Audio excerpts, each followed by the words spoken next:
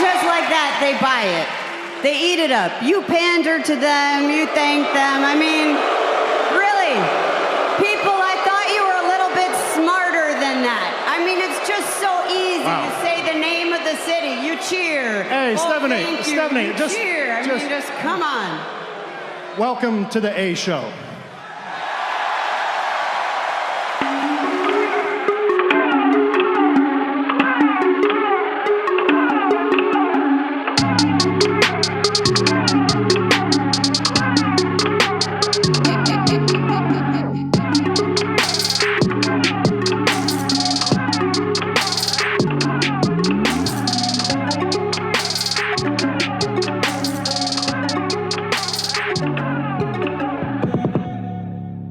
What's going on, everybody, and welcome back to the A Show with the Kings of Pro Wrestling Podcasts.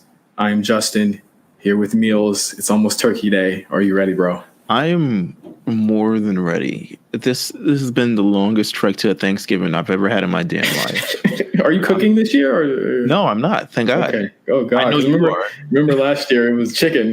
Well, I've had to this was based off of survival, but thankfully my mom will be around this year, so I can actually not cook. So yeah, but I know you a regular Betty Crocker on Instagram now. Yeah, you out here cooking, chefing, baking. What's on the menu, sir? Come on. I just took the turkey out, so I'm making turkey. I am making ham. I am making stuffing or whatever, dressing or whatever you want to call it. Same thing.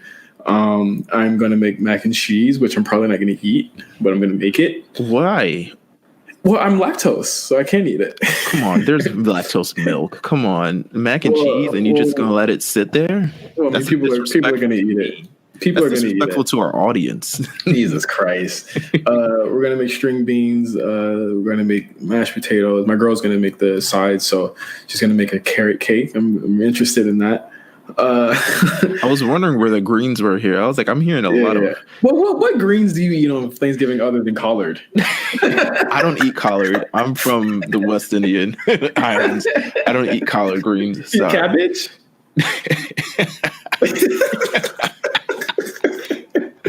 I eat. What do I eat? I eat whatever my mom gives me. I eat. I'll have a salad or something. We'll have a nice little salad on the side. Maybe some I know we wanted to get Brussels sprouts. I was like, what the hell is this? Those are good. Yeah. String beans are usually a thing too. What else? Gosh, I know this year we're having fish because the majority of people in my house swear they don't eat meat. They're liars. I'm surprised you still eat meat and all that. Nah, I love chicken way too much to sacrifice it for my own personal. You are. I am still black. I am still black. I love chicken way too much. We're gonna do that. I think my mom wants to make quinoa. I was like, you can do that on your own. Make a small part of that because I ain't eating that. Gosh, what else? There's gonna be fish, maybe like a salmon or something. I'm not making fried chicken this year. I'm just not. Maybe for Christmas. Well, good. Yeah. That's good. I mean, it's very tough. I'm kind of stressed about it. You have to be up early. Well, I took the turkey out. Tomorrow I'm gonna have my sister on FaceTime, and I'm gonna do what she does because that's my first time making turkey. Ham is pretty easy, which reminds me I gotta go get some pineapple slices. But I think turkey's crazy, bro. You ever seen that Thanksgiving episode of Martin? It's involved. You can mess it up very easily. So I'm gonna be very careful about what I do, but I'm glad that I have support. Well, yes, I'm glad you have support as well. Now, first of all, we have to get this right. This is stuffing or dressing, because this has been a debate, and I'm confused. I didn't understand it either. Like, of course, we call it dressing because it's salad dressing, but I think that my mom called it stuffing. My granny called it stuffing. My mom is from Florida. My grandmother's from Florida. She lived in Georgia. My grandmother's from Georgia. Lived in Florida for a while. So they're both firmly from the South, and they both called it stuffing. I've heard it's called stuffing in the North. So pretty much from Virginia all the way up, it's been stuffing. It's only like a couple of people in the Midwest are starting to call it like dressing how and then making a big deal out of it. And it's like, come on, man. It's not dressing, bro. Dressing's on salads. All right, come on. I mean, I don't know if we're gonna, turn away an entire swath of our audience. Hopefully, not in the Midwest because they just got a great pay-per-view. But it's not stuff. It's stuffing, bro. It's not dressing. Like, come on. Let's be adult about this. But yeah, Thanksgiving, man. Listen. Is this our second Thanksgiving show? No, yeah, it got to be. Oh, because we used to release on Wednesday, so it would come out right before. Yeah. No, we used to release on Thursday. So last year, did we do a Thanksgiving one? I can't remember. It's been.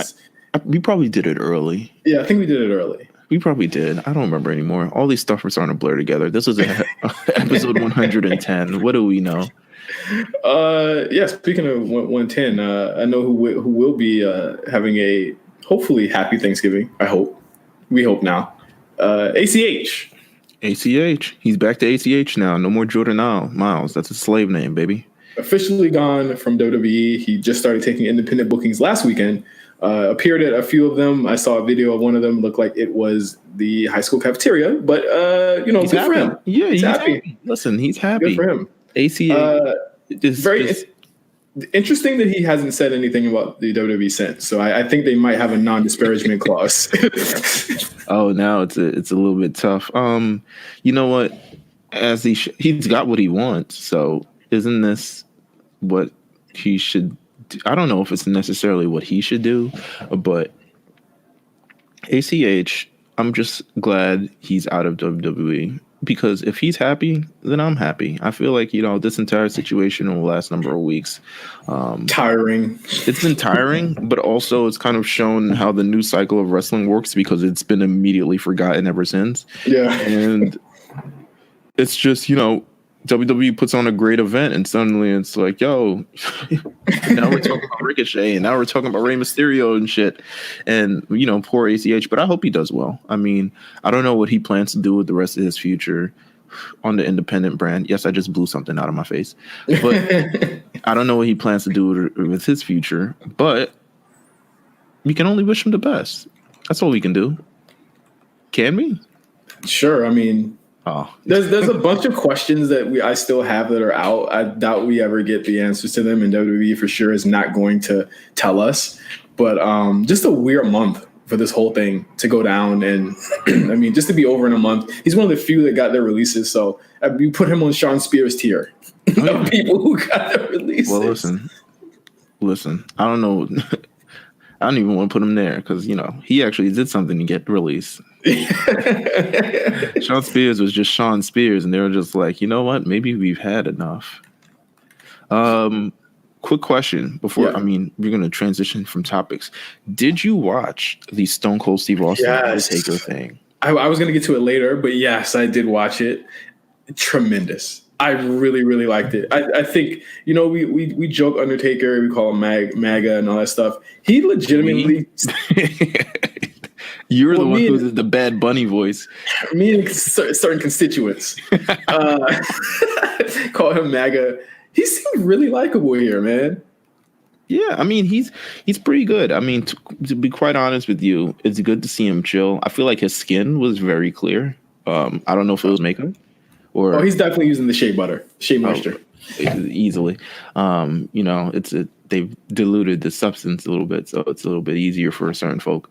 But he looked good. He looked healthy. He looked at peace. He looked like someone who has accepted that I'm pretty much done. But if they call me back, I'm coming back. Like, and I didn't know like the level of training that he does for this. He calls it like a fight camp. It's like a mini fight camp. He has to go to doctors and nutritionists. He's old. And all at this point, he's fighting for his life every time he gets in the ring.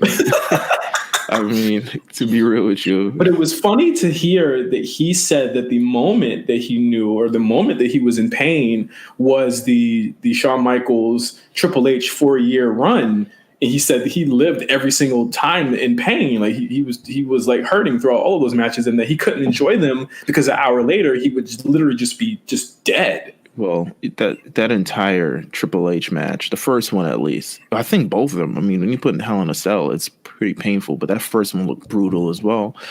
But yeah, man, I mean, he's been through it. It was a great hour and a half, hour and a little bit more interview on like just a retrospective on his career, because this is really the first time. I mean, he's had other interviews before that's have popped up in the last year, but this is like the first like a long form conversation that we've had with him.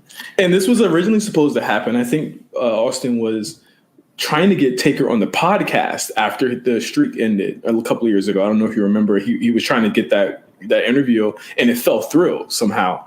And finally, he does do this interview. What are some, like, other than the him being in pain, what are some things that he talked about that kind of was really interesting to you? Well, I know for sure, and I think this comes to the surprise of no one, that he legitimately does not remember that WrestleMania 30 match.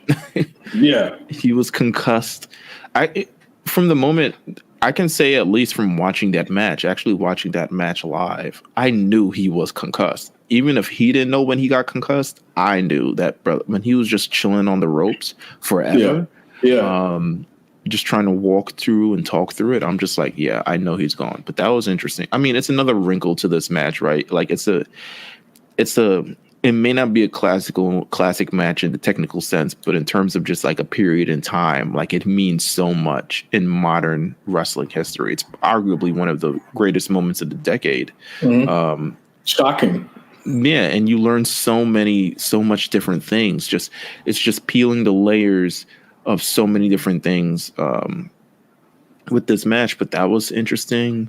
You know, the sound bite of like, I don't think I would have ever, survived in the Attitude Era with the gimmick that I currently had, which marked his transition from, the whatever he was at that 1999 Undertaker to American Badass. And American Badass is one of my favorite, iterations of Undertaker. So this worked out pretty well. Anything else that sort of jumped out at you? I really liked Austin apologizing to him midway through about how he just like wasn't, he felt as though he wasn't like the best opponent for him at times. And that's good, because we didn't think so either, to be honest with you. I don't think they've ever had a great match with one another. Ever. And weird.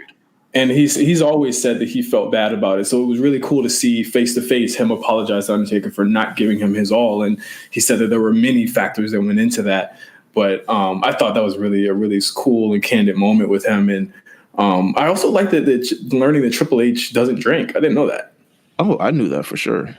Yeah. There's no way, right? Yeah, he doesn't drink at all. He says he drinks from time to time, but not really. But I knew that for sure. But there's so many different things. I mean, he's talking about it's an hour 30 minutes. Yeah, we don't want to spill it all for you, but it's at least worth just like sitting down. Maybe you got something else going on, letting it play in the background, hearing this conversation between these two Texas guys going at it.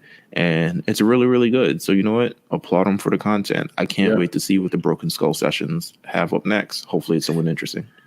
Let's do a little bit on CM Punk on Backstage last week on FS1, the long-awaited return.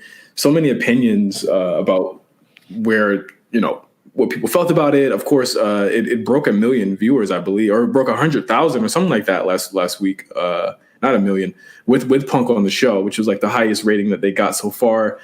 Just really quick, how did you feel about it? Do you think that this is something that will only work bi-weekly or every so often, or is this something that you just want to see him way less than that?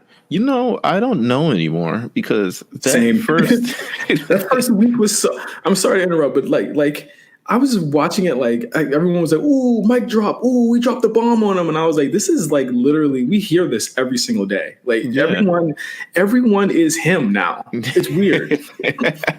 No, you're right. It's exactly like he was saying the things, and he was more so like, I'm only doing this because Fox pays me, or I'm only doing this because it's the gig, and you know what? A lot of wrestling is this, and I don't like the labels of that, and I don't do that. And all I could listen to this, and I was just like, you know who I'd rather? Daniel Bryan saying all. Yeah. Like, I would rather Daniel Bryan at this point. Like, I don't feel like now he's kind of like not necessarily proven to me, but like his greatest contribution will not be in that chair next to Renee. No, it'll be Daniel Bryan, dog. Yeah. Oh, yeah. Daniel Bryan can do it all. I mean, I watched the man cut a promo. Yeah. I mean, I watched a man cut a promo on Periscope the other day. But I mean, I think his greatest contribution will be in the ring. And until he fulfills that, I don't think, all these words and stuff like that. Like, I'm not here to hear him become like a wrestling jock in terms of just like, spouting all this information of what he doesn't like, what he does like. And people are going to continue to poke at him and he's going to not be able to bite. And he's probably going to end up like no selling it, to be honest with you, because that's what he's up at Seth Rollins. Yeah. Seth Rollins wants the match and he's like, yo, get off Twitter. Well, here's my thing. It's like he contradicts himself a lot on the episode. He's like, I don't know why I'm here, or I didn't ask for this. And I was like, you did ask for this. You were literally just bragging about all the money you have now, like literally at the top of the hour. And then he's like, Seth Rollins needs to not, don't come on here trying to start a program or trying to start a match or try and like lobby for a match. And then he continues to take jabs at Seth throughout the whole show. And it's like, if you don't want Seth to do anything, keep it at that and then just leave it alone. He's his messaging is off to me. It's like, if you're going to be the pundit, you need to change your message. Like, you have to like something. You have to like something. That's like, kind of what it is for me. Yeah. It's like the only thing he liked is the women, but it's like, then he turns around and says, well, I don't like that it's the hashtag women's revolution. And I was like, how this works. And also, what's wrong with them having a hashtag? Like, it sounds really weird. It's like, it's not a bad thing to have a hashtag. Talk about the fact that not a lot of them get any time. Talk about the fact that not a lot of them are put in matches. Talk about Asuka losing to Charlotte all the time. Like, talk about things like that. It's like, I feel like, Fox brought him back for a name and we all knew that's a cool thing. But also having him do a crash course in 6 years of wrestling is probably not a good idea because he's going to miss the plot. Like, I hope he's watching. I hope he watched last weekend. I hope he's watching now. You missed the gradual like rise of professional wrestling, not just people working in the ring, but like socially, culturally, globally, the expansion. Now we got NXT UK. Now wrestling all over. The Kofi Kingston goes to Ghana with the WWE Championship. There's so many different things that you kind of miss, and you're kind of like, I'm pretty sure whoever pointed to him said, "Listen, the women are cool now." Like, if I'm trying to explain, like, how would I explain 6 years of wrestling to CM Punk? And I'd be like, women are main eventing WrestleMania. Ronda Rousey showed up. Indie guys are there. Indie guys are in top promotion or top placements. NXT, boom, there you go. Like, we know he's not going to talk about anything but WWE. We know he's not going to talk about anything super serious. At this point, I don't know if you agree, but it's like, I'm like, bro, just fast forward us to the match. That's really all I care about. Right. Yeah, we know what's going to happen.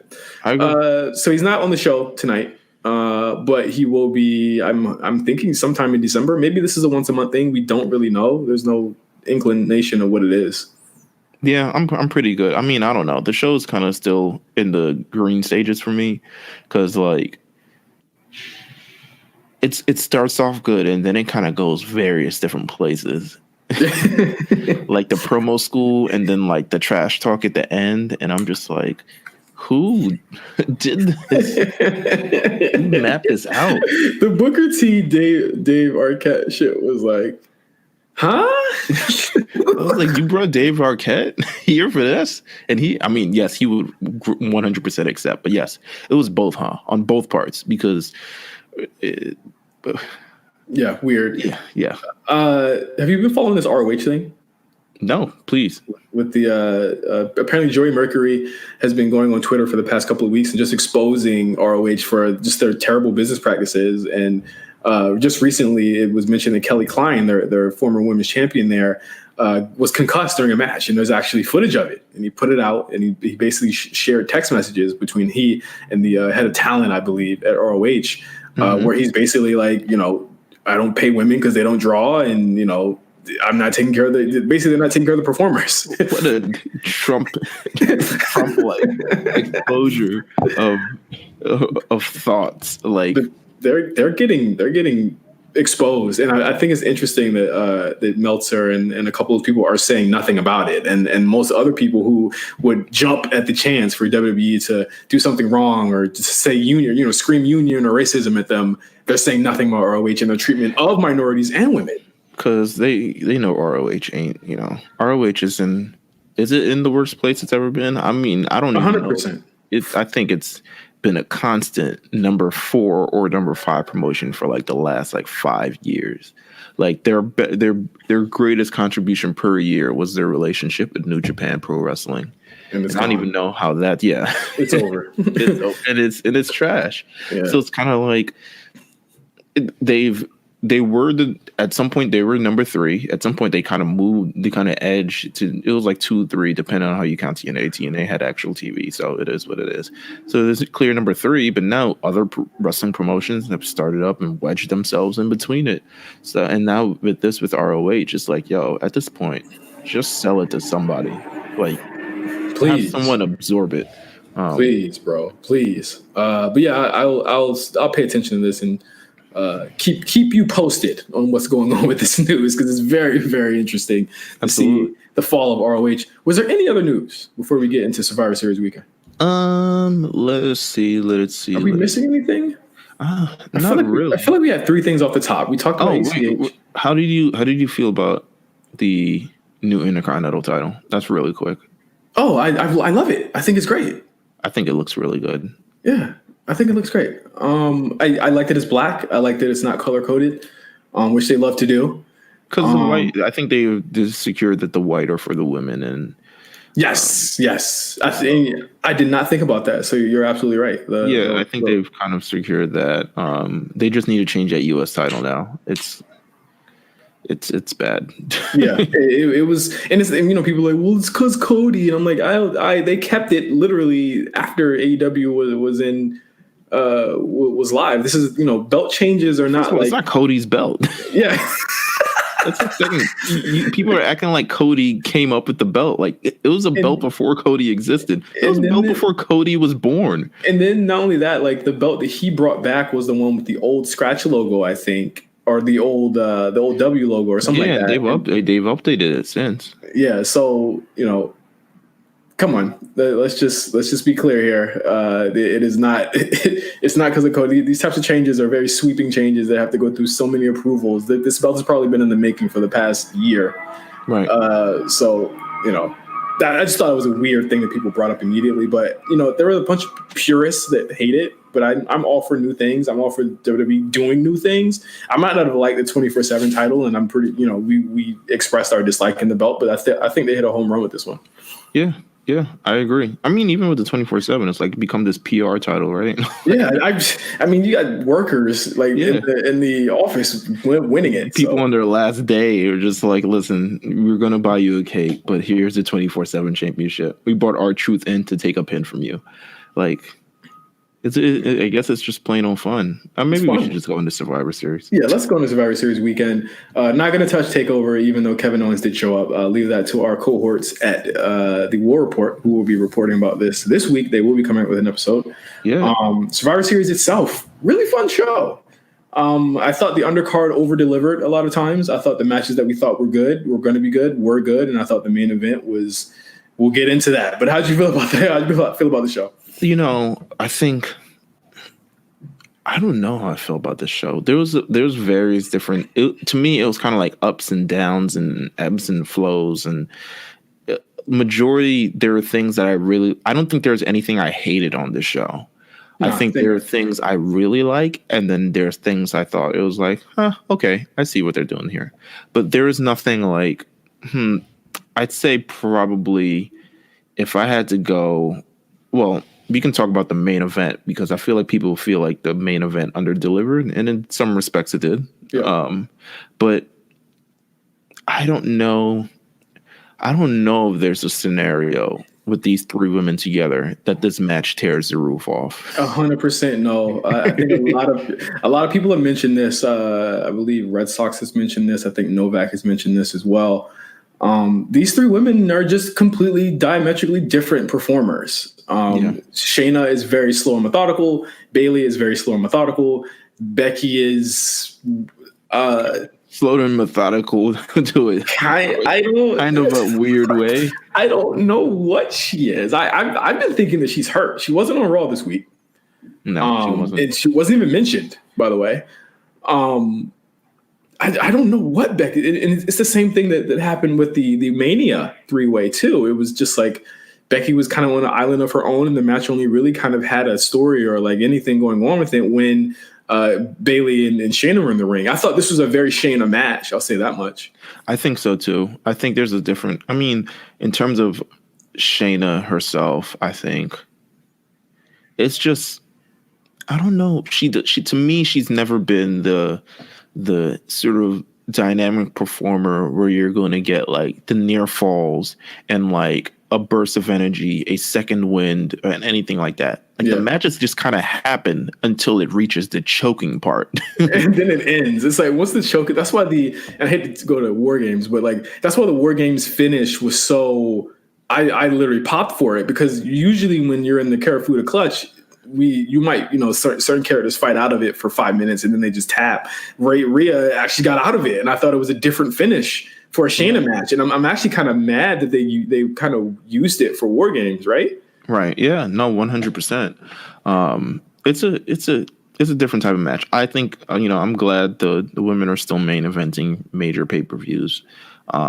But yeah, I don't think on any planet, on any day, that this match was going to blow the roof off, especially after the sequences of matches that they had. I mean, this card was stacked.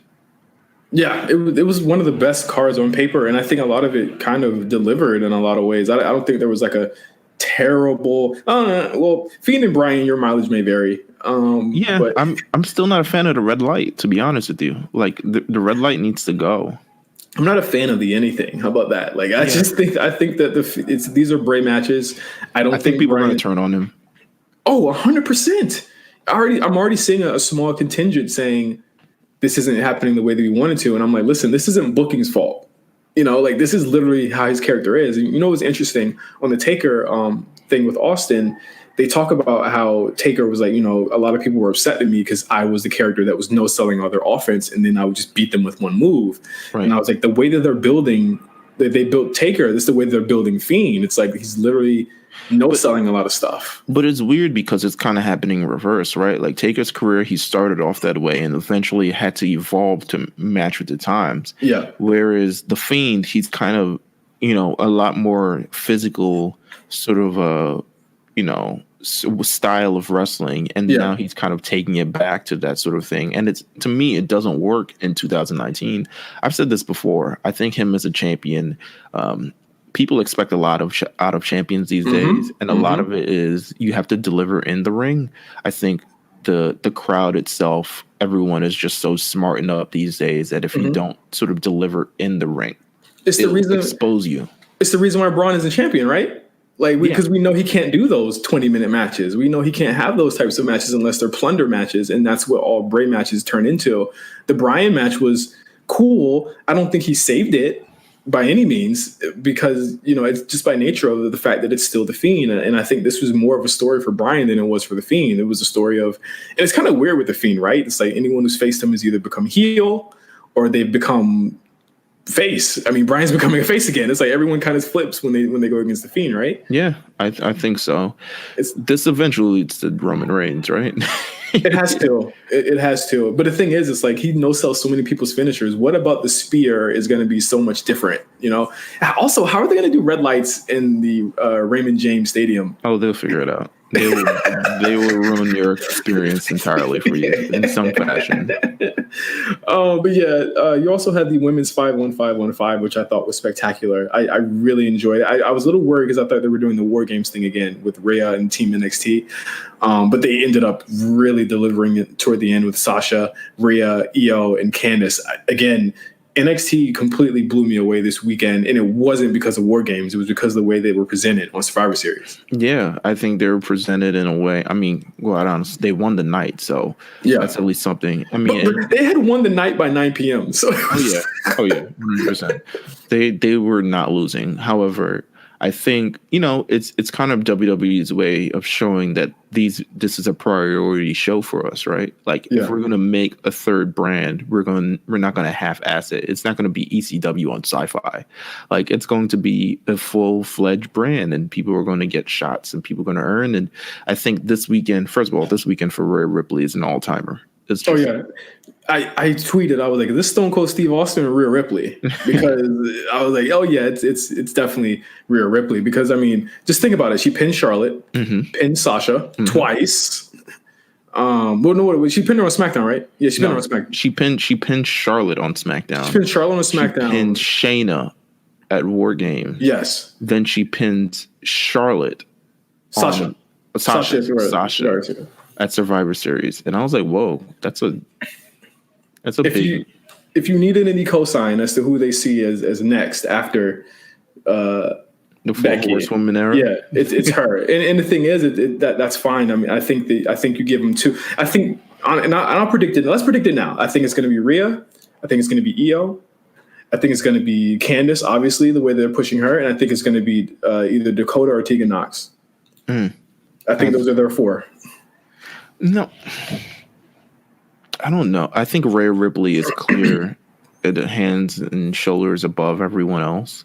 I think Io's more popular than her on NXT though. Io is, and I think it's eventually going to transform into face because I think overall the heel sort of transition ended up just transforming her as a character. Yeah, it gave her it's less of a I'm now a bad guy and more of like I'm evolving as a person. I'm also great. Cooler. Yeah, 100% cooler.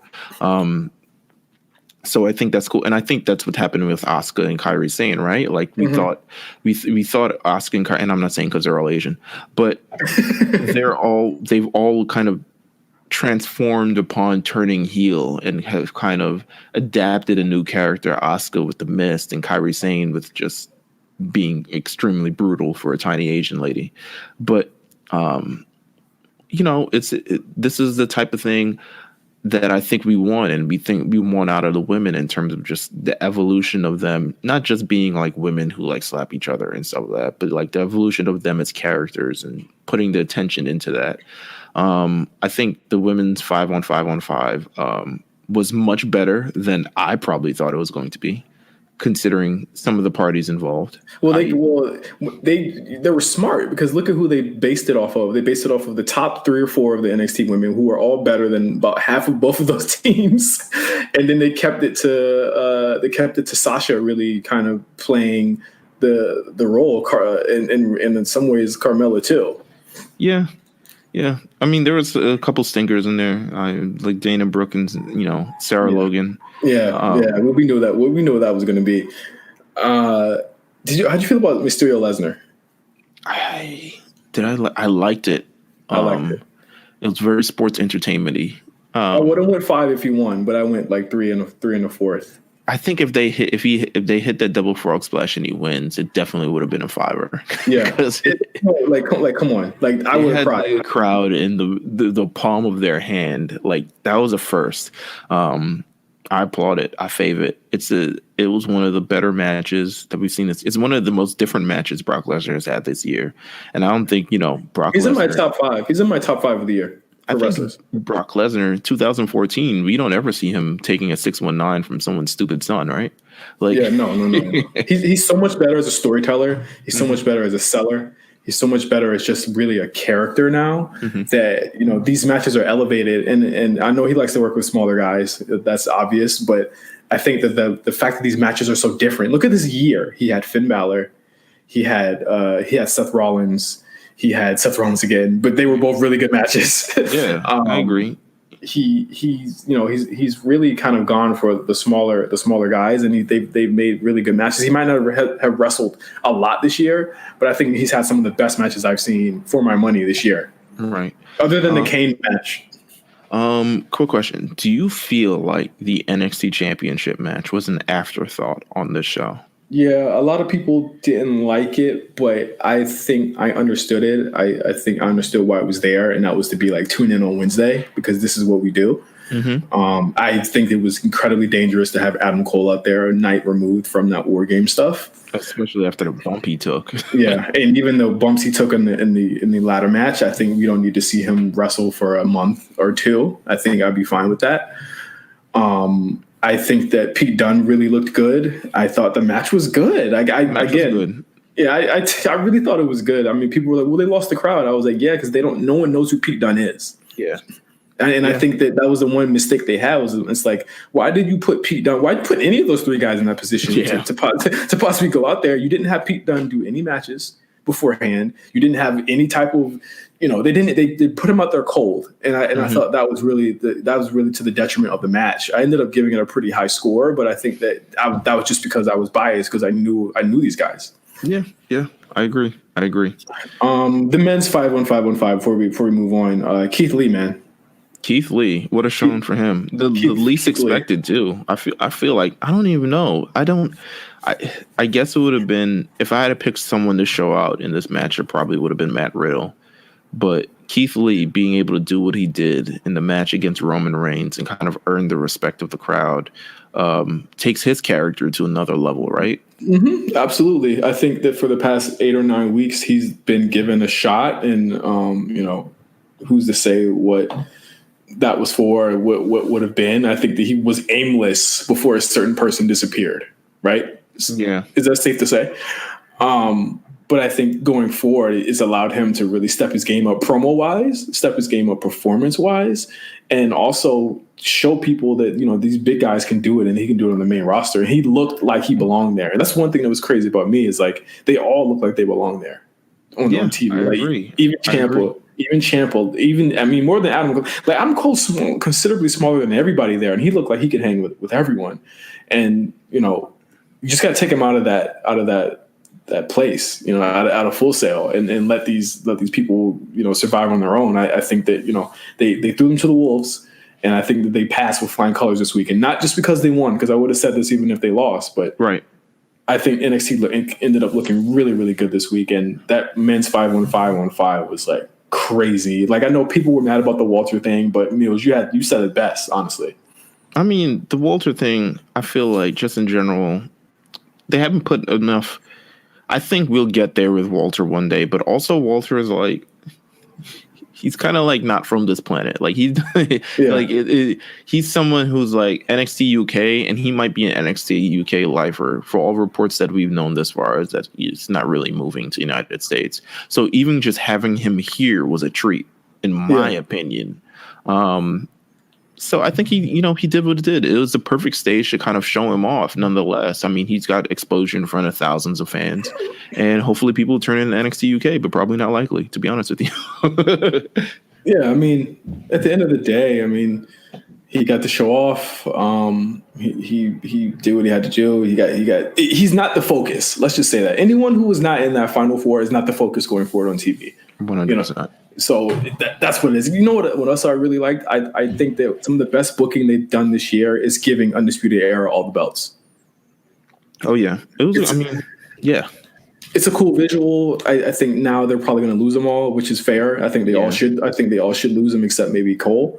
But I don't think you have a stable. Well, maybe the Shield, but a stable. But all 4 workers are just working at the completely highest level that they're working ever. Like, tag team of the year, Roddy and Adam Cole got to be in the running for at least wrestler of the year. I mean, even 100%. Together, like, they're just so good.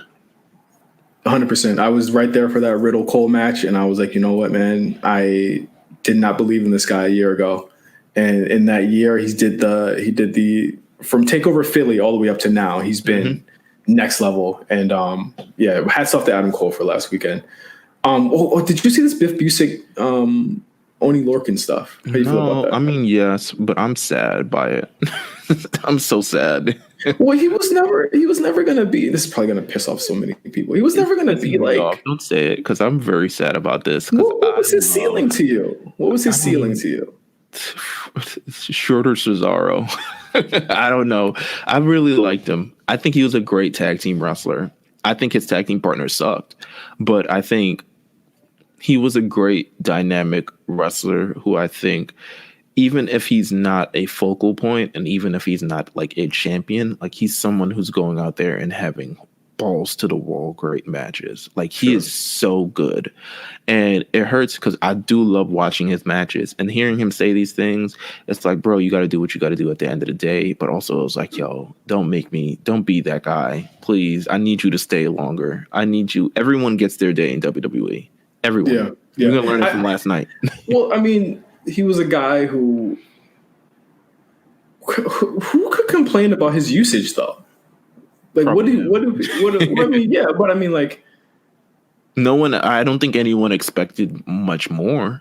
I 100% didn't. I didn't. He was on 205 Live. I was like, that's cool for 205 Live. And he was in the NXT Championship, not NXT Championship match, but NXT kind of picture. And I'm like, that's cool for the tag team division in NXT. Yeah. Like, I think in any situation he's put in, he just is good. So I never kind of understood the frustrations, but if he's frustrated, I guess he can go. I mean, yeah, who's to say? But I'm just speaking from like a pure fan perspective. It's like I'm a fan. I understand you like him, but like, what did you see? What did you really? How mad can you really get that he's gonna leave, or that he's upset? I wouldn't say I would be mad. I guess I would be sad. I would be very sad. And trust me, I'm pretty sad about it too. I really enjoy his character, but again, it's like, there are certain people that are going to be on one level and certain people that aren't. It's like, you tell me Sin Cara's leaving. I'm like, all right. I get where he's coming from. You tell me, things leaving, Biff Music, Oni Lorcan. And I'm just like, but why? Like, he didn't even do anything. Like, yeah, exactly. Like, exactly. He didn't do anything. It is what it is. Yeah, it's pretty sad. There's another pay-per-view coming up this month, this Sunday, right? On the network. This Sunday? Oh, Starrcade. I'm not it's watching. Not really a pay-per-view. It's yeah, not. They having Kabuki Warriors versus Charlotte and Becky versus Bayley and Sasha versus Alexa and Nikki Cross. Tornado tag team match. That's a 4-way tornado tag team match. Is The Fiend on it? The Fiend versus Braun Strowman. I don't think it's going to be aired. I don't think WWE allows that kind of gruesomeness on their television. Yeah, they don't. I think that's probably next. Or no, yeah, it's probably next, honestly. Thus far, what they promoted is Rusev versus Bobby Lashley in a last man standing match. Fuck finish. They promoted. I don't think they promoted, besides that and the women's tag team match, they haven't really promoted anything. But also on the card is New Day versus The Revival, Shinsuke Nakamura and Sami Zayn versus The Miz, handicap match for the Intercontinental title, whatever. Seth Rollins versus Kevin Owens, which just happened last night. Roman Reigns versus King Corbin, which I'm sure is just a warm up for whatever is happening next month. And yeah. Fiend versus Strowman. Yeah, we're not gonna see any of that. Yeah, probably not. I'm excited for the women, and maybe Rusev Bobby, just to see him get disrespectful. Shame that they have to ruin their Thanksgiving weekend to do this show. It'll be after Thanksgiving. But you just want to keep that last day. They got to go right to Raw after that. That sucks. Or no, let's go to right to Raw. Yeah, we're definitely gonna go right to Raw. I enjoy Raw. I enjoyed it too. I didn't think I would enjoy it. I thought it was good off of WWE television for the last number of weeks. Yeah, I was pretty much like, nah, I'm good. Like, you know what I liked? Go ahead. You know what I liked? I liked that they got right to it, and they were like, you know what, Survivor Series is over, brand supremacy stuff is over. Let's get back to the pressing issues at hand, and that is this show, because this show has not had a focus for like 3 months. Yeah, I think they built every part of the show was like, okay, we're building something new. And we got various things. I mean, Andrade versus Akira Tozawa. So Andrade looks pretty strong. Again, but he always looks strong until he loses, and they make him look strong again. I mean, yes. Same old song with him. As is the life of Andrade. Yeah. Matt Hardy versus Buddy Murphy. Sent to God. Listen, I don't know why I don't know why Matt Hardy's doing this. The man is the 2001 Matt Hardy. Have you seen the Black Youngster thing where he was like shaking, really like shaking? No. It's like a meme where he's like shaking a lot. Somebody's seen that meme. That's what Matt Hardy's brain is doing. Oh my God. I mean, good for Buddy Murphy. How about that? Yeah, And beating then a Buddy legend, Murphy gets into it with Aleister Black. who then sends him to God. So now that's a little program too. So I'm like, okay, I see what they're doing here. AOP finally returned. Well, I mean, they're part of a bigger story here. You want to get into that? Yeah, I mean, let's talk about it. The Raw kicked off very strongly. Yeah, it's what we needed to see. It's what the I streets love a good wanted. town hall. I like seeing everybody out there, and not just like everybody who doesn't matter, like everybody. And I say that because Randy Orton was there, and he's usually never there. The only person that wasn't there was Becky. Strange. They didn't even mention her either. But yes, Seth Rollins comes out, and it looks like. Do you want to say he's a full-fledged heel now, or he's just still tilting? He's tilting. I think he's well-meaning a-hole heel. I like that. He's like me. He is essentially coming out and becoming his Twitter persona. Is that safe to say? Yes. In that he is the locker room leader, de facto guy that everyone he's essentially becoming the guy that everyone thinks that he is, and then hamming it up to 10,000 times. And I thought that it was tremendous. The promo he cut is probably the best promo he's cut in all year. Ray and his stupid son. I was just like, Ray saying F you and then walking off is the most mood. Randy Orton doing a jerk off motion, just all these other people, Charlotte just not having it. I mean, they're doing a great job, and kind of like in terms of just repositioning kind of like the axis of Monday night, right? Like, because now Kevin Owens is the person who stays behind, and Kevin Owens drops Seth with the stunner. And now we've got kind of like a different picture on Raw. Maybe Kevin Owens is the top babyface, and Seth Rollins end up being the top heel. Well, again, Seth Rollins is pretty good at that role. He's very easily liked, but then watch it flip back over again to people loving him again and then wanting him to be a face. Right. Like they did last time. But I love the thread of this story from NXT TakeOver to Survivor Series where Seth questions Kevin's loyalty, potentially setting up that swerve that didn't happen. But then Kevin saying, hey, I had unfinished business with the Undisputed Era for jumping me 2 weeks ago. I love that continuity. But then going right back and saying, Raw needs me. Raw is my show, and I want to prove myself to Raw. And then Seth, it's basically Seth wanting to be the locker room leader, but KO wanting to prove that he's it's like alpha males going at it right now. Yeah, that's what I looked at it on Monday until about the end of the show. 100%. 100%. So they have a match that doesn't finish, but was actually really, really good. I think they have great matches, and I've wanted them to go back to this ever since they had their cool few. But now the positions are flipped. In 2019, 2020, AOP comes out because they were sent away by Seth earlier in the show. They beat up Kevin Owens, and then they walk off, leaving Seth to stomp KO twice, and then he walks off. I like it. I like it a lot. I could have done without the AOP part, but to be honest. Oh, what's wrong with AOP? He needs heaters. Are they Seth heaters now? Because if they are, then I understand it. If he starts doing triple power bombs with them, then I understand it. Yeah, I think you get them as Seth heaters, and then you have, honestly, which I'm all for it. I think they've been leading to it, but I've just been wondering how they're going to do it. You have AOP versus the Viking Raiders for the titles pretty soon, right? Yeah. No, you're right. I mean, I don't know. AOP has been just so non-effective since they're going to get active, I think. I think they're going to get real active. They don't got a shirt on. They don't got shirts on now. They got to get real disrespectful after a while. I'm not going to respect them if they don't get disrespectful. They don't got no shirts on, bro. You got to worry about that, bro. They just trying to show it off. Oh, my God. All right. So how did you, this week in the Rusev Lashley. Hey man, I like this segment, man. I liked it. No, I loved it. You crazy? Rusev going insane, looking like an insane dad.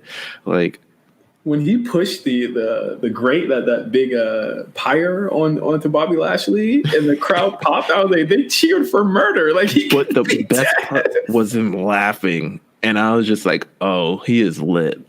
This is a next level type thing. This is something where I could legitimately see him. I know it might be wilding, but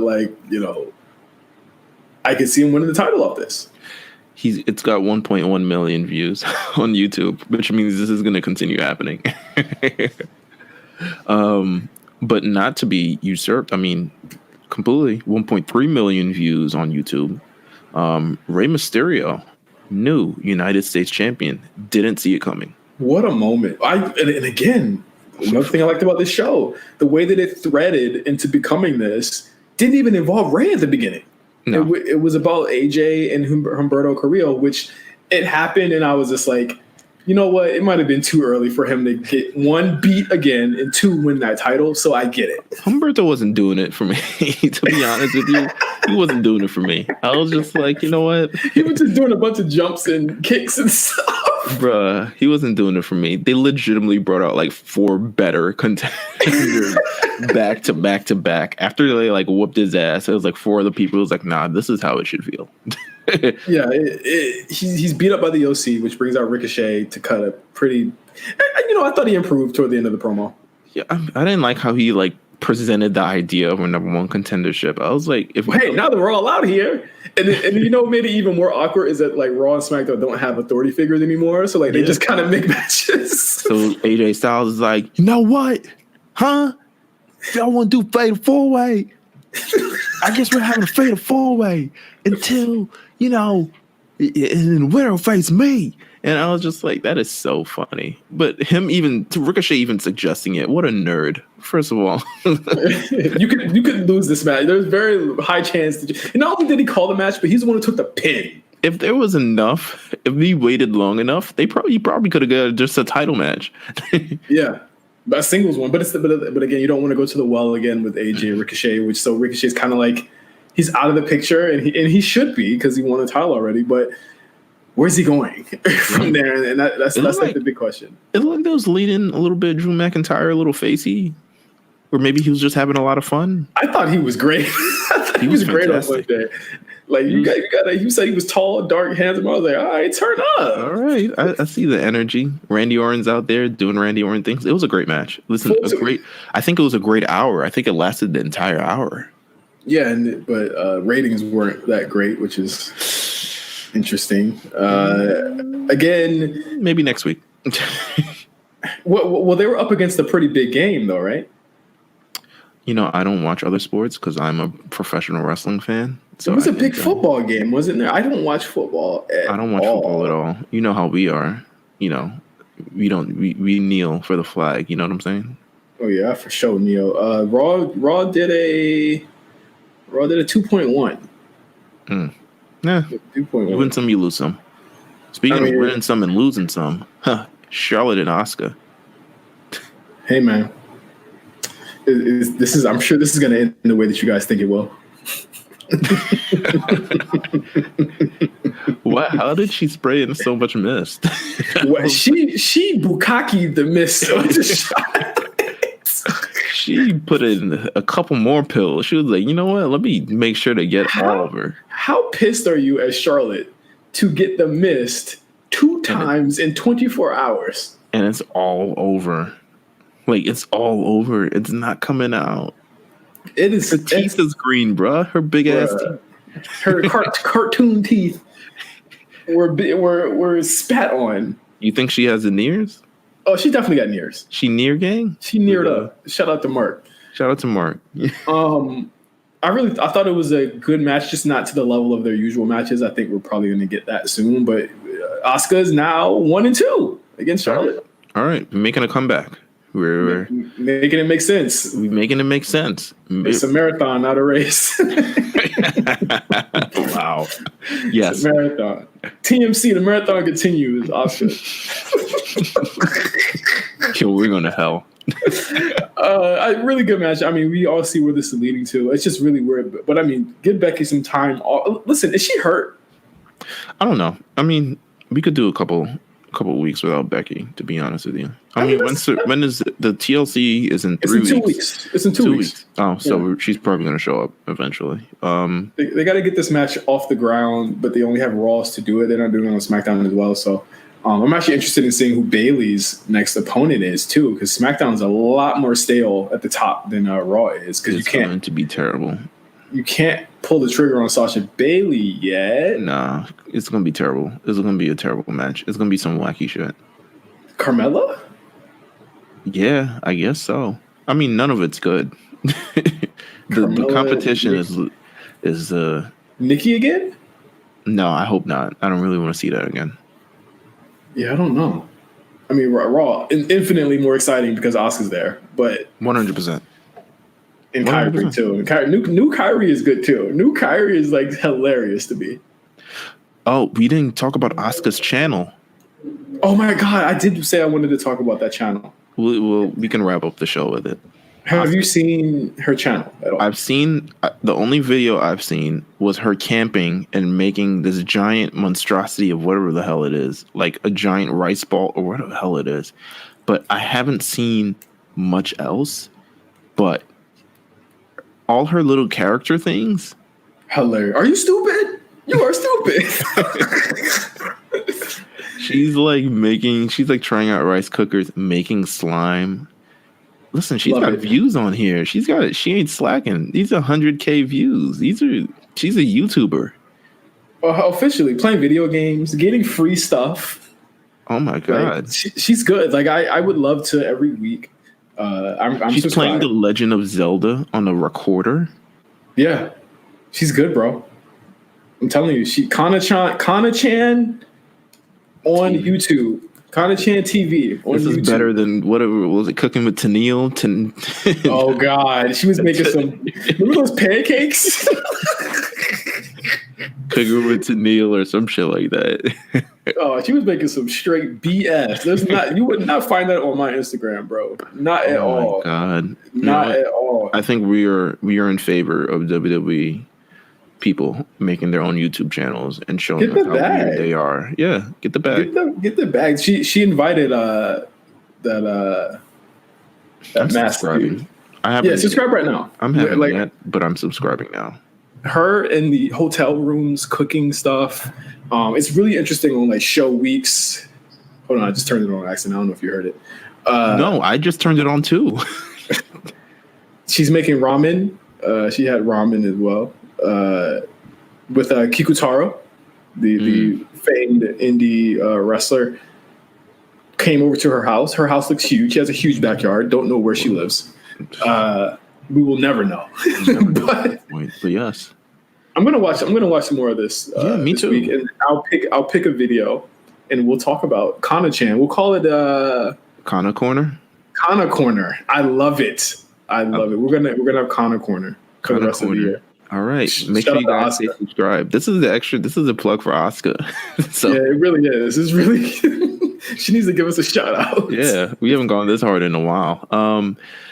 Yes. We lost CM Punk watching like a week.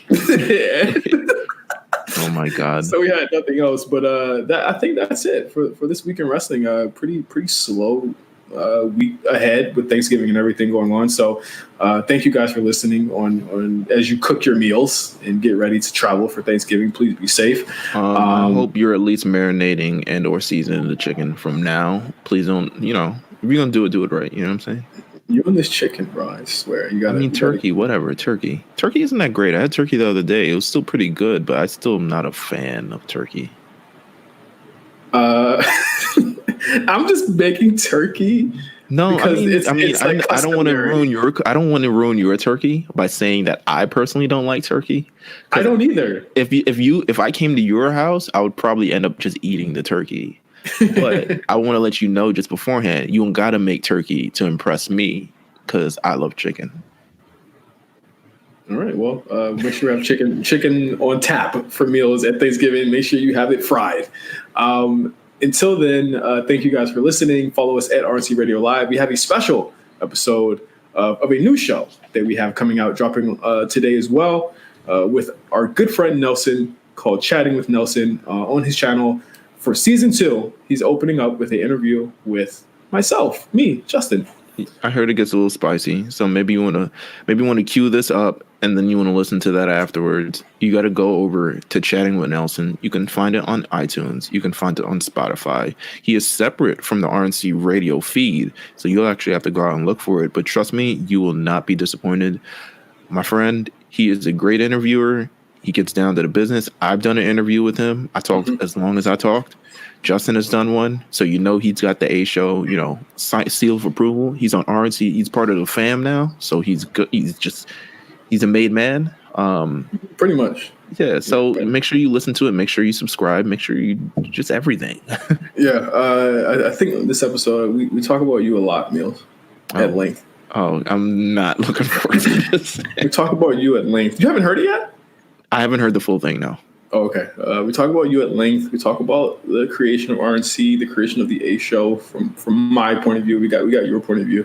We talked to you. I heard that a couple months ago. We got your point of view. No, it's not that different from yours. It's okay. Not that different from yours. All right. It's just really good. If you wanted to know anything about me, or you wanted to learn anything about me personally, or just how I deal with wrestling Twitter and how I look at things when I see these types of tweets from people, tune into the show. So yeah, thank you. We also have one more thing. We also have Lookout merch, capsule collection. Oh God, yes. Number 2 will be dropping this Friday. So new Lookout t-shirts. They're designed by a good. Let me get his actual name down because it's very. I searched for a black designer. I also wanted to search for something abstract because Wow, you ruined for everybody that's black. I ruined for everybody that's black. Jawan Johnson. You can find him on Instagram at Mom Got Chicken. Now you see why I followed him. Oh my God. You can find him on Instagram and Twitter. He doesn't use Twitter enough, but he definitely on the Instagram. You can find him at Mom Got Chicken. He's a great, just abstract, just sort of original artist. Very black, very cool. He designed our t-shirts. They're going on sale this Friday. So if you got some extra Black Friday cash, please send it our way. We would appreciate the support and everything that you do. And this one is really for the fans. We worked really hard on it. I know I worked really hard on it. Jeff worked really hard on it as well. But I don't think it's safe to say that I worked very, very hard on it. Talk your shit. This is the fruit of your labor. This is great. It's RNC merch, bro. For months. Since July. So a lot of things have been going on. So make sure you just tune and just support the brand, support the homies. That's all I got to say. We got to sell this out. And before that, check out every one of our shows. We have late fee shopping as well. So if you're bored over Thanksgiving break and you're shopping, you have a lot to listen to and a lot to buy. Oh yeah, 100%. Yeah. Full-fledged, full court press here from RNC Radio. Thank you once again, Meelz. Thank you to everybody listening. Please have a very safe, very filling Thanksgiving. For Meelz, I am Justin. Until next week. Happy Rusev Day. All right. Not so fast. Before we let you go, on this week's episode of the A Show, I decided, or rather me and Meelz decided, to put the first 6 minutes of chatting with Nelson with myself at the end of this episode. So right after this drop in this introduction, I will go right into the first 6 minutes of the episode featuring myself. Usually I don't like to toot my own horn too much, but I think it is a great episode. Obviously Nelson is a great host. It is a great show.